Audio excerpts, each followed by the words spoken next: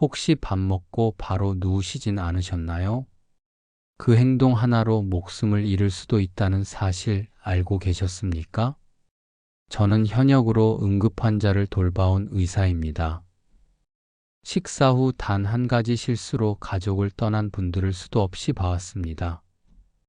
지금부터 이 영상에 집중해 주세요.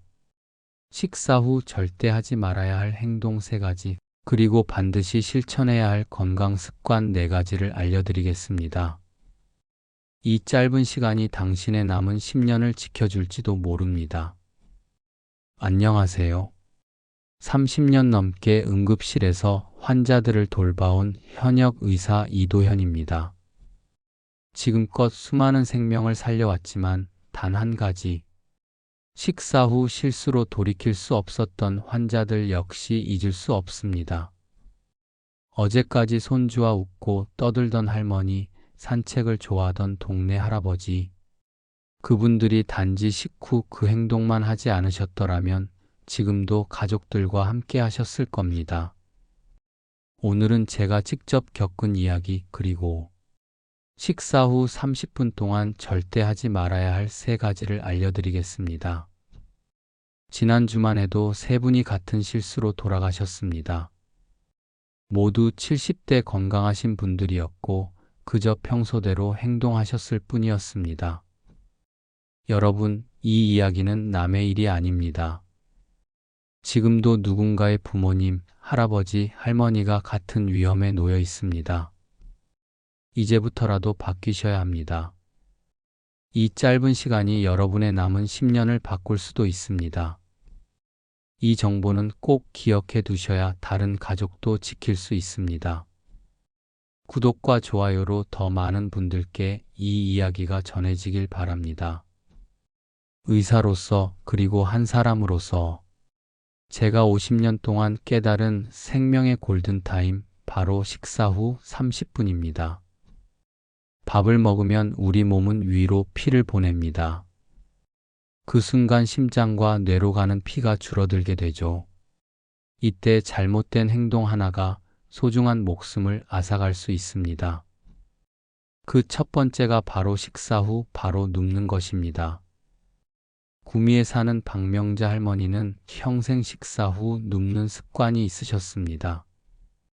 그러던 어느 날 점심을 드시고 평소처럼 누우셨는데 갑자기 숨이 막혔습니다. 응급실로 실려왔을 때는 이미 위산이 폐로 역류한 상태였습니다. 폐에 심한 염증이 생겨 고생하셨고 지금도 폐 기능이 많이 떨어지셨어요. 서울 아산병원 선생님 말씀에 따르면 식후 바로 누우면 위 내용물이 목까지 올라오고 그게 기도로 들어가면 심각한 폐렴을 일으킬 수 있다고 합니다. 특히 연세가 있으신 분들일수록 이런 역류 위험이 훨씬 높다고 합니다. 두 번째는 뜨거운 물로 목욕하는 것입니다. 순천에 사는 한 할아버지는 저녁 식사 후 습관처럼 목욕을 하셨습니다. 그러다 어느 날 욕실에서 쓰러져 의식을 잃으셨죠. 다행히 아들이 일찍 발견해 목숨은 구했지만 뇌졸중으로 오른쪽 팔다리를 쓰지 못하게 되었습니다. 심장 전문의 정민우 선생님은 이렇게 말씀하십니다. 식후에는 위로 피가 몰려 있고 뜨거운 물에 들어가면 피부 쪽으로도 피가 쏠립니다. 결국 심장과 뇌에 가야 할 피가 줄어들고 이로 인해 뇌졸중 위험이 평소보다 2.8배 높아진다고 합니다. 혈압이나 당뇨가 있는 분들에겐 더 위험하죠. 세 번째는 식사 직후 격한 운동을 하는 것입니다. 서울에 사는 정수철 할아버지는 건강을 위해 점심 먹고 바로 산에 오르셨습니다. 30년 넘게 그렇게 해오셨던 분입니다. 하지만 그날 산 중턱에서 가슴을 움켜쥐고 쓰러지셨습니다. 심장마비였습니다. 운 좋게 친구들이 함께 있어서 생명은 건지셨지만 심장의 30%는 영영 기능을 잃고 말았습니다. 심장내과 이윤정 선생님의 연구에 따르면 식사 직후 격한 운동은 심장에 과도한 부담을 주게 됩니다. 음식 소화를 위해 위로 피가 가야 하는데 근육에도 동시에 피가 필요해지니 심장이 무리를 하게 되는 거죠. 특히 무거운 물건을 들거나 언덕을 오르는 동작은 혈압을 급격히 높여 뇌출혈이나 심근경색의 위험을 높입니다. 지금까지 알려드린 세 가지 식사 후에는 반드시 피해야 할 행동입니다. 단 30분만 조심하면 막을 수 있는 일들입니다. 이 짧은 시간의 실천이 여러분의 건강을 지키는 가장 강력한 예방이 됩니다. 자, 이제 식사 후 건강을 지키기 위해 꼭 해야 할 4가지 좋은 습관을 알려드리겠습니다. 이것만 지켜도 건강이 달라집니다. 첫 번째는 바른 자세로 앉기입니다. 식사 후 최소 30분은 허리를 곧게 펴고 앉아 계셔야 합니다. 이 자세는 위의 부담을 줄이고 소화를 원활하게 만들어줍니다. 바른 자세로 앉아 있는 동안 가볍게 손을 무릎 위에 올리고 눈을 감고 숨을 고르는 것도 좋습니다. 심호흡을 반복하면 위장 운동이 활성화되고 혈압도 안정된다는 연구 결과도 있습니다. 이처럼 식후 30분간의 자세 하나, 호흡 하나가 내 몸의 회복력을 결정합니다. 부산에 사는 김옥순 할머니는 평생 소화불량에 시달리셨습니다.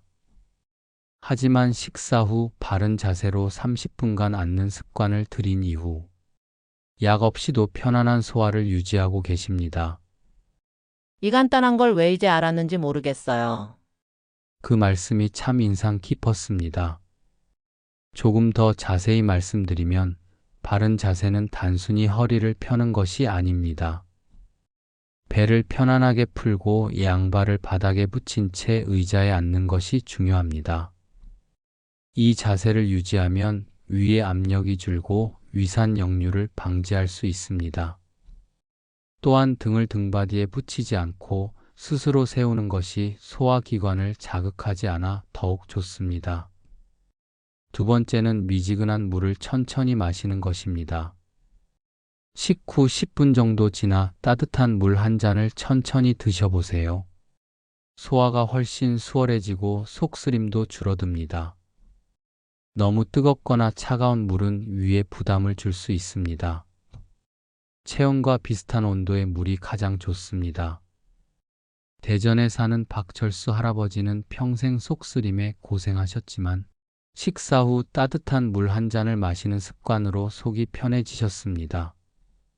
물 한 잔이 이렇게 중요한 줄 몰랐어요. 이젠 맺기 끝나면 물부터 찾으신다고 하시네요.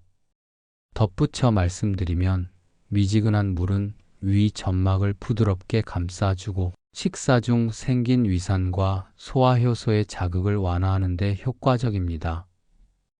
특히 속쓰림이나 위염이 있는 분들은 찬물보다 훨씬 부드럽게 느껴지실 겁니다. 작은 습관 하나가 위 건강에 큰 차이를 만듭니다. 특히 어르신들은 물 마시기를 자주 잊기 쉽습니다. 노화로 인해 갈증을 잘 느끼지 않기 때문에 의식적으로 식후 물 한 잔을 챙기는 습관이 필요합니다. 물을 마시는 타이밍을 알람으로 설정하거나 식탁 옆에 물병을 두는 것도 좋은 방법입니다. 물 한 잔이 위를 감싸고 장을 부드럽게 자극해주는 효과는 생각보다 훨씬 큽니다. 세 번째는 가벼운 대화 나누기입니다. 식사 후 1015분간 가족이나 친구와 이야기를 나누면 긴장이 풀리고 소화도 잘 됩니다. 울산에 사는 이영자 할머니는 남편과 식사 후 매일 그날 있었던 일을 이야기하는 시간을 갖습니다. 밥 먹고 이야기 나누는 게 우리 부부 건강 비결이에요. 밥만 먹고 TV만 보던 시절보다 훨씬 건강해지셨다고 합니다.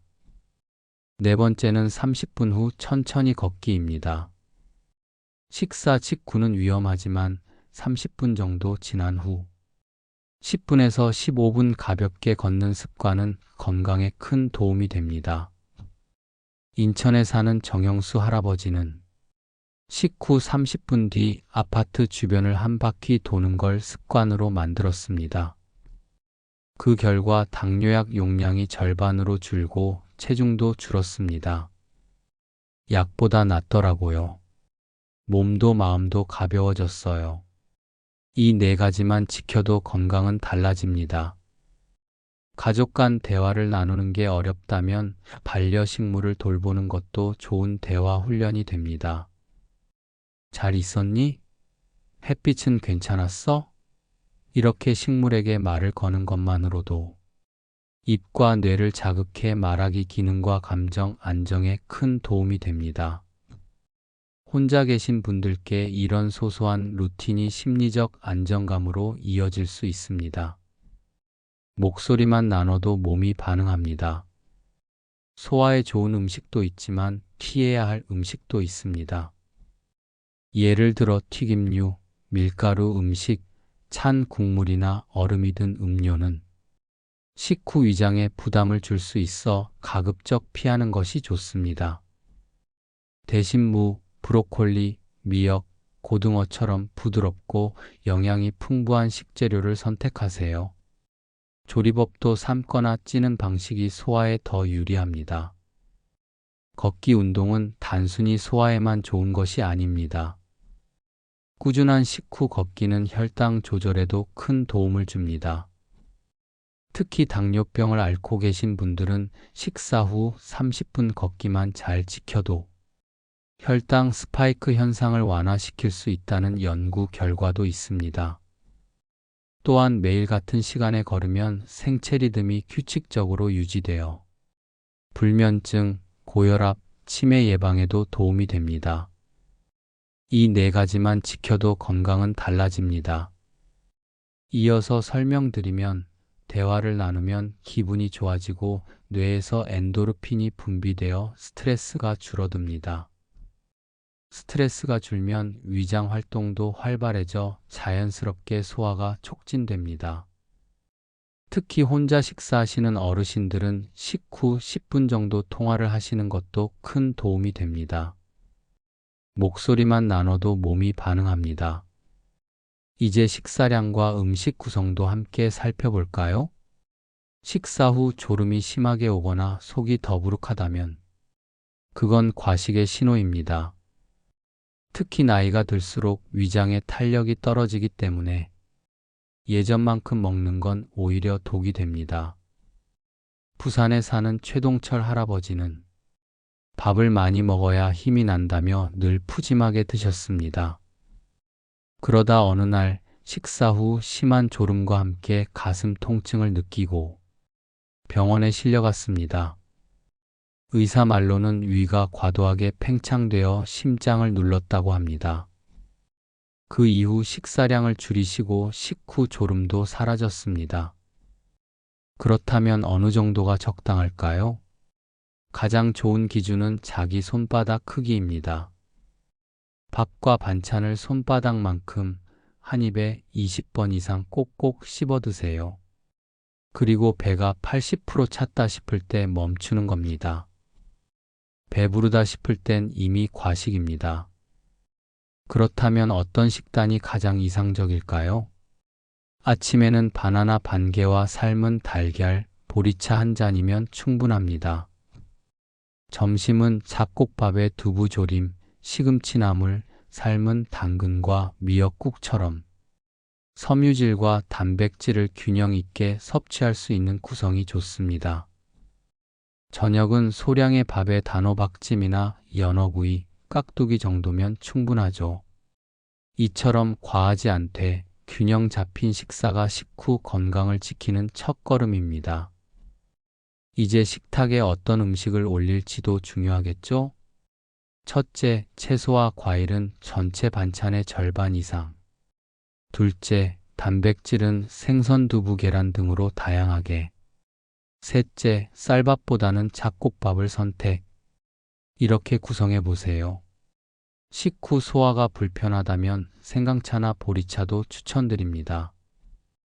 경기도에 사는 이명숙 할머니는 식후 보리차 한 잔으로 소화 문제를 말끔히 해결하셨습니다. 그냥 물인데도 속이 편해져요. 약보다 좋더라고요. 이처럼 식사 후 습관 하나, 음식 한 가지가 여러분의 건강을 완전히 바꿔놓을 수 있습니다. 또 한 가지 기억해 두셔야 할 점은 많이 먹는 것보다 잘 먹는 것이 훨씬 중요합니다.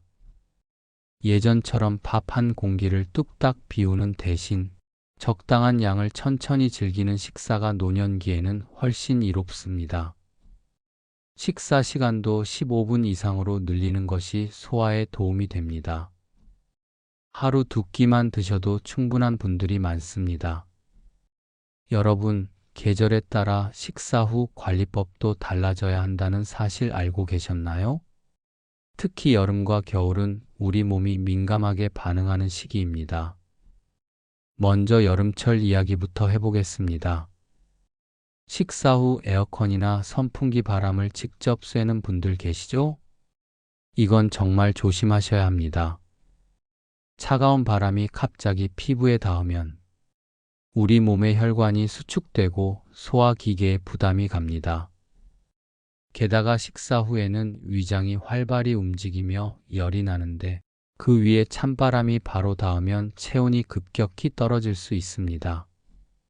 부산에 사는 정미영 할머니는 작년 여름 점심을 드신 후 거실에 앉아 에어컨 바람을 바로 쐬다가 복통과 설사로 응급실에 다녀오셨습니다. 그 뒤로는 식후 30분 동안은 선풍기를 천장 쪽으로 틀고 간접 바람으로 시원함을 느끼시는 습관을 들이셨죠. 이처럼 여름철에는 식사 후 미지근한 물이나 보리차를 천천히 마시는 것이 좋습니다. 너무 찬 음료는 위장을 수축시켜 소화를 방해할 수 있으니까요. 반대로 겨울철에는 다른 위험이 숨어 있습니다. 따뜻한 실내에서 식사한 뒤 갑자기 차가운 외부 공기를 접하면 혈관이 순간적으로 수축하게 됩니다. 이때 혈압이 급격히 올라가며 뇌졸중이나 심장마비의 원인이 될 수 있습니다. 서울에 사는 이정호 할아버지는 작년 겨울 점심을 드신 뒤 쓰레기를 버리러 밖에 나갔다가 갑작스럽게 어지럼증을 느끼고 쓰러지셨습니다. 다행히 큰 사고로 이어지진 않았지만 이후에는 식사 후 최소 30분 동안 실내에 머무르시는 습관을 들이셨습니다. 겨울엔 따뜻한 생강차나 계피차를 마시는 것도 좋습니다. 이런 차는 몸을 데워줄 뿐 아니라 위장의 운동을 도와 소화와 혈액순환에도 도움을 줍니다. 계절은 늘 바뀌지만 우리가 챙겨야 할 식후 관리의 핵심은 변하지 않습니다. 여름철에는 땀이 나기 쉬운 만큼 수분 섭취도 중요합니다. 식후 보리차 외에도 오이, 수박 등 수분 많은 간식을 소량 드시는 것도 수분 보충에 도움이 됩니다. 단, 너무 차갑지 않게 드셔야 위에 부담이 없습니다. 겨울철에는 식후 손발을 따뜻하게 해주는 것도 중요합니다.